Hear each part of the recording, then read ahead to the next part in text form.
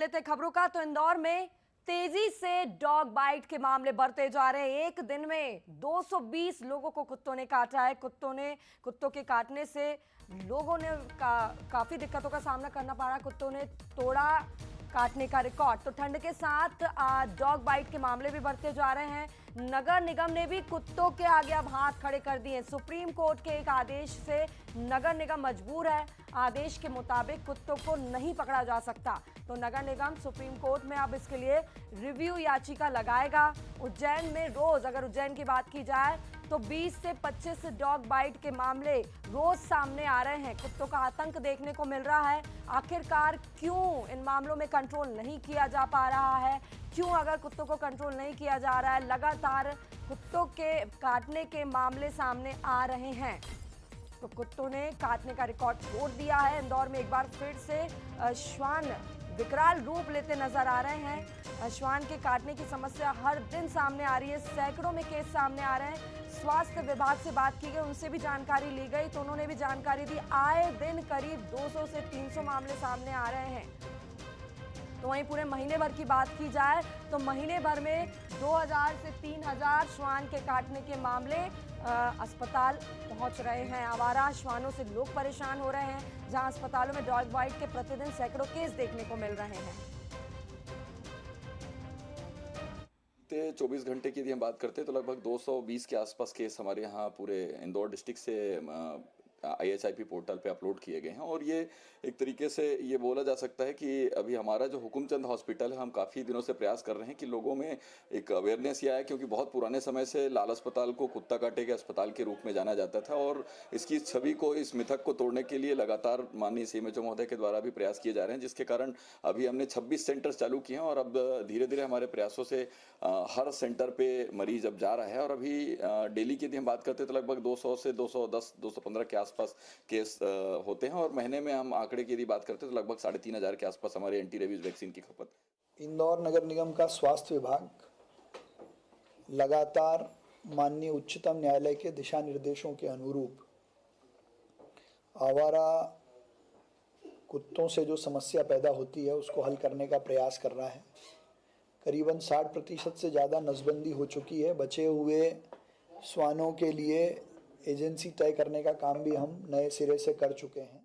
और चलिए इसी खबर पर ज्यादा बातचीत करेंगे। इंदौर से अखिलेश सेन और उज्जैन से संतोष कृष्णानी हमारे साथ जुड़े हुए हैं। अखिलेश, सबसे पहले आपसे जानना चाहूंगी, बेहद चिंता का विषय है जिस हिसाब से मामले और जो अब आंकड़े सामने आ रहे हैं दिनों दिन कुत्तों के काटने के, डॉग बाइट के। आखिर सबसे बड़ा सवाल यही है कि क्यों कंट्रोल नहीं किया जा रहा है? क्या वजह सामने निकल के आ रही है? क्या ठंड ही वजह है या फिर भूख प्यास वजह है? बिल्कुल, संस्कृति जिस प्रकार से लगातार जो मामले इंदौर से निकलकर सामने आ रहे हैं, जिसमें अगर वजह की अगर बात की जाए तो इंदौर शहर को तो हमने साफ कर लिया, लेकिन उनके फूड जोन की व्यवस्था उनके लिए नहीं की गई। और यही कारण है कि जो डॉग है वो भूखे रहते हैं और उसके बाद जब लोग वहाँ से गुजरते हैं तो उनके पीछे लगते हैं या फिर उन्हें काट लेते हैं या फिर डॉग बाइट का शिकार कर लेते हैं। तो पहले जिस प्रकार से कचरा रहता था तो उसमें कुछ उन्हें खाने पीने की चीज़ें मिल जाया करती थी, लेकिन जब से इंदौर में सफाई अभियान तेज हुआ या जब हम स्वच्छता में जो 6 बार नंबर आया तो कहीं ना कहीं पर हम इन सब चीज़ों को भूल गए हैं, क्योंकि हमें लोगों को भी समझना होगा और उसके साथ ही जो कॉलोनी के जो लोग हैं उसके साथ समाज के लोगों को भी समझना होगा कि ये भी एक जीव हैं, इन्हें भी कहीं ना कहीं पर खाने पीने की जो व्यवस्था है उनकी भी की जाए। जब घर में पहले कहा जाता था कि 2 रोटी बनती है जिसमें एक गाय और एक कुत्ते के लिए बनाई जाती थी, तो वो अब हम क्यों नहीं कर सकते? तो यही कारण है कि जो वो भूखे रहते हैं और उसके बाद वो अग्रेसिव हो जाते हैं और उसके बाद जो लोगों को काटते हुए यहाँ पर दिखाई देते हैं। बीते 24 घंटे की अगर बात की जाए इंदौर की, तो इंदौर में 220 ऐसे मामले निकल कर सामने आए जहाँ पर जो डॉग बाइट के जो लोग हैं वो शिकार हुए हैं या फिर अस्पताल में पहुँचे हैं। बड़ा सवाल है नगर निगम के लिए भी और उसके साथ ही इंदौर के लोगों के लिए भी कि डॉग बाइट के जो मामले हैं वो लगातार बढ़ते जा रहे हैं और एक चिंता का विषय भी है। हालांकि नगर निगम में इस पूरे मामले पर जब बात की गई तो उनका साफ तौर पर, महापौर का साफ तौर पर कहना है कि सुप्रीम कोर्ट की गाइडलाइन का उन्होंने हवाला दिया था कि जो श्वान है उन्हें एक जगह से दूसरे स्थान पर शिफ्ट नहीं किया जा सकता। लेकिन सबसे बड़ा सवाल यही है कि जब इंदौर नगर निगम ने नसबंदी की तो इनकी तेजी से जो जनसंख्या है वो क्यों बढ़ रही है, कि ये बड़ा सवाल है। लेकिन एक जिस प्रकार से जो आम लोग हैं वो कहीं ना कहीं पर जरूर परेशान होते हुए दिखाई दे रहे हैं, क्योंकि लगातार जो श्वान है उन पर हमला कर रहे हैं और उसके साथ ही उन्हें जो चोट है वो पहुंचाते हुए यहाँ पर दिखाई दे रहे हैं। बिल्कुल अखिलेश, बड़ा सवाल है और कहीं ना कहीं हमें भी सतर्क होने की बेहद ज़्यादा ज़रूरत है। ना सिर्फ वेलफेयर जो ऑर्गेनाइजेशन है उन लोगों को बल्कि हमारी भी ये जिम्मेदारी है कि हम भी उनकी देखरेख करें और हम भी सतर्क रहें। हमारे साथ संतोष कृष्णानी भी उज्जैन से लगातार जुड़े हुए हैं। संतोष, ये जो मामले लगातार सामने आ रहे हैं, तो क्या डॉग वेलफेयर और जो एनिमल वेलफेयर हैं उन लोगों का इस मामले को लेकर क्या कहना है?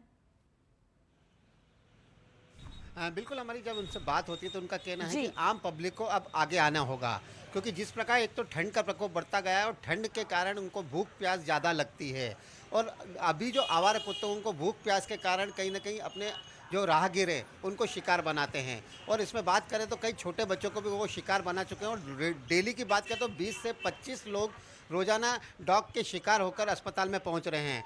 तो सभी को आगे आना होगा। जिस प्रकार कहा जाता था कि पहले एक गाय की रोटी दी जाए, एक कुत्ते की रोटी दी जाए, तो अब जनता को भी आगे आना पड़ेगा, जी। अपना दिल बड़ा करके एक रोटी कहीं ना कहीं आवारा कुत्तों के लिए भी बनाकर घर के बाहर रखना पड़ेगी। क्योंकि गली में अगर हम घूमते हैं, गली मोहल्ले में घूमते हैं, तो राहगीरों को जिस प्रकार कुत्ते अपना शिकार बना लेते हैं, तो जब तक कुत्तों को अगर इस प्रकार का खाना या भोजन नहीं मिलेगा तो उसको लेकर कहीं ना कहीं आवारा कुत्ते ऐसे खूंखार होते जाएंगे और राहगीरों को काटते जाएंगे।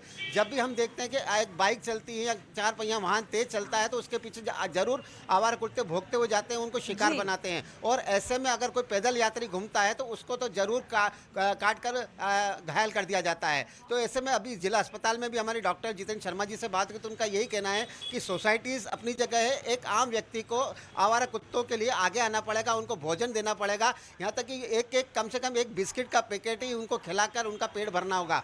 अन्यथा अन्य जिस प्रकार गली मोहल्ले से हम लोग जी। निकलते हैं, आवारा कुत्ते खूंखार हो जाते हैं, तो कहीं ना कहीं गली मोहल्ले में से निकलना दुश्वार हो जाएगा, क्योंकि आवारा कुत्तों की संख्या लगातार बढ़ती जा रही है।